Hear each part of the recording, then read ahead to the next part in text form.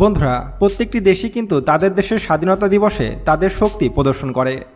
তারা স্বাধীনতার পর এ পর্যন্ত কী কী শক্তি অর্জন করেছে এবং কী কী নতুন অস্ত্র বহরে যুক্ত করেছে সেসব তুলে ধরে কিন্তু এইসব বড় বড় প্যারেডে। বাংলাদেশও তার ব্যতিক্রম নয়। এবারে স্বাধীনতা দিবসে বাংলাদেশ বিমান বাহিনী, বাংলাদেশ সেনাবাহিনী এবং বাংলাদেশ নৌবাহিনী তাদের সক্ষমতা বিশ্ববাসীর সামনে তুলে ধরেছে।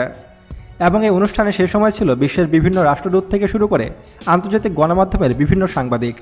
পুরো বিশ্বের সামনে বাংলাদেশ কী কী অস্ত্র দেখিয়েছে এবং বাংলাদেশের এই অস্ত্র দেখানো কেন লজ্জাজনক, চলুন সেটিও দেখে আসি।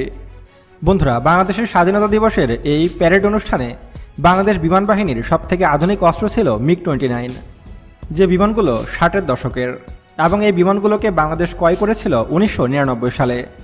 তারপরে প্রায় 27টি বছর চলে গেছে, নতুন কোনো যুদ্ধবিমান যুক্ত হয়নি বাংলাদেশের বহরে। দেখুন বন্ধুরা, 27 বছর কিন্তু কম সময় নয়। প্রতি বছর যদি বাংলাদেশ একটি করেও যুদ্ধবিমান কিনত, তাহলে আজকে প্রায় 27টি নতুন যুদ্ধবিমান থাকতো বাংলাদেশের বহরে।